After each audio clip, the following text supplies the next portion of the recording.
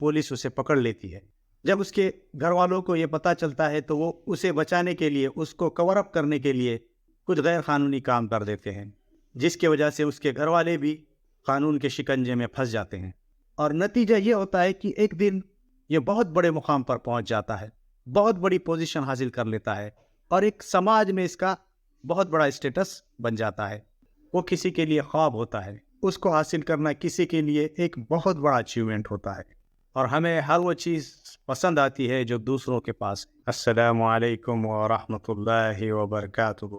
अपनी ज़िंदगी में हमें हर वो नेमत चाहिए जो हमारे दोस्त के पास है, जो हमारे भाई के पास है, जो हमारे पड़ोसी के पास है, जो हमारे रिश्तेदार के पास है और जो दुनिया के हर इंसान के पास है। लेकिन यकीन जानिए कि ज़िंदगी में कभी कभी किसी नेमत का ना होना भी एक बहुत बड़ी नेमत होता है। और ज़िंदगी में कभी कभी हर नेमत का होना या किसी ख़ास नेमत का होना ये अज़ाब बन जाता है, ये सज़ा बन जाता है। कभी आप कहोगे कि ये मैं क्या बहकी बहकी बातें कर रहा हूँ, लेकिन हकीकत ऐसे ही है। हमें हर वो चीज़ पसंद नहीं आती जो हमारे पास है और हमें हर वो चीज़ पसंद आती है जो दूसरों के पास है। लेकिन याद रखिए, जो आपके पास होता है, गरचे कि वो आपको पसंद नहीं होता, लेकिन वो किसी के लिए ख्वाब होता है। उसको हासिल करना किसी के लिए एक बहुत बड़ा अचीवमेंट होता है, क्योंकि वो चीज़ उसके पास नहीं होती और वो चीज़ उसके लिए बहुत बड़ी होती है। मिसाल के तौर पर आपके पास एक जॉब है जो आपको बिल्कुल भी पसंद नहीं है, लेकिन यकीन जानिए दुनिया में कई ऐसे इंसान होंगे जिनके लिए वो जॉब एक ड्रीम जॉब है।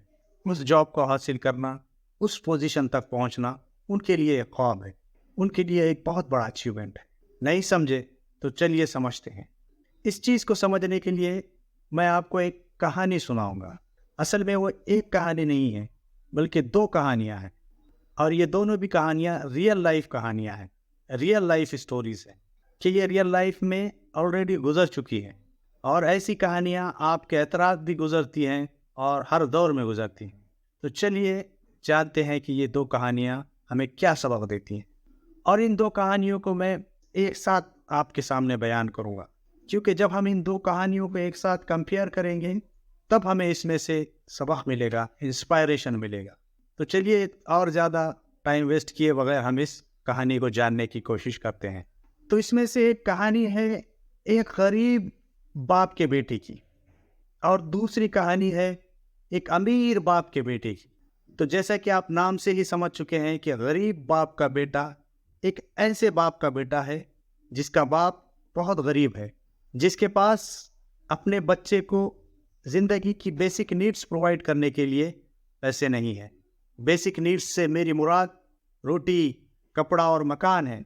इन बेसिक नीड्स को भी प्रोवाइड करने के लिए उसे बहुत मेहनत करनी पड़ती है, बहुत स्ट्रगल करना पड़ता है।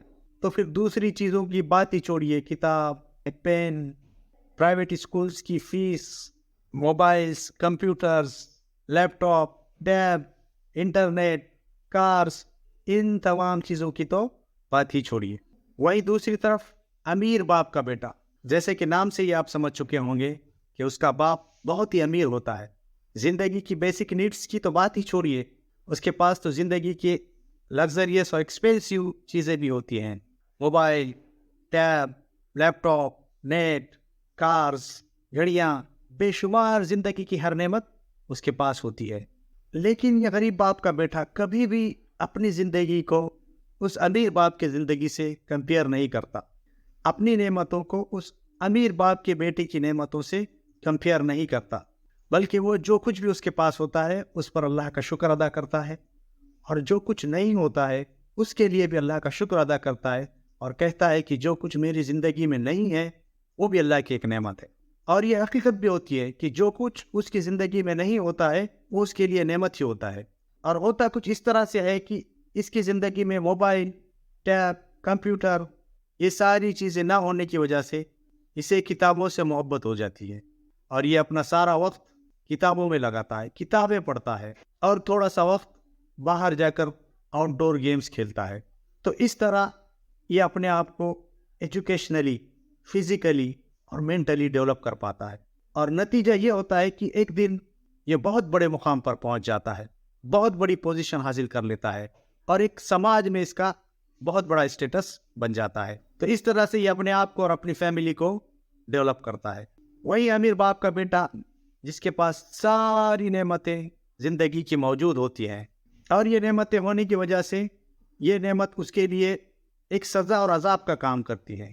جہاں اس کے پاس موبائل، ٹیب، کمپیوٹر، انٹرنیٹ اس طرح کی چیزیں ہوتی ہیں، تو یہ اپنا سارا وقت ورچوئل دنیا میں لگاتا ہے، یہ فزیکل دنیا سے کٹ جاتا ہے، یہ کتابوں سے دور، ایجوکیشن سے دور ہو جاتا ہے۔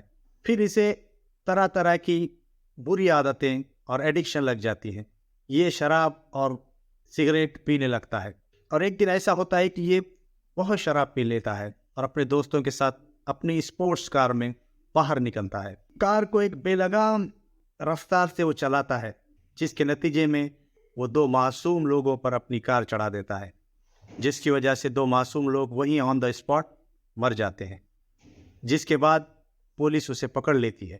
جب اس کے گھر والوں کو یہ پتہ چلتا ہے تو وہ اسے بچانے کے لیے، اس کو کور اپ کرنے کے لیے کچھ غیر قانونی کام کر دیتے ہیں، جس کی وجہ سے اس کے گھر والے بھی قانون کے شکنجے میں پھنس جاتے ہیں، اور اس طرح سے اسے اور اس کی پوری فیملی کو ان نعمتوں کے غلط استعمال سے سزا ملتی ہے، پنشمنٹ ملتی ہے۔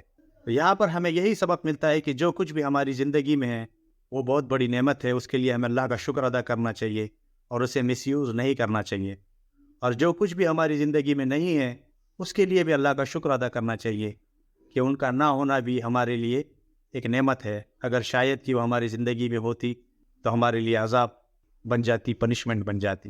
اور اسی لیے اللہ تعالیٰ نے قرآن میں ایک جگہ فرمایا ہے کہ شاید کوئی چیز تمہیں پسند ہو لیکن وہ تمہارے لیے نقصان دہ ہو، اور شاید کہ کوئی چیز تمہیں ناپسند ہو اور وہ چیز تمہارے لیے فائدہ مند ہو۔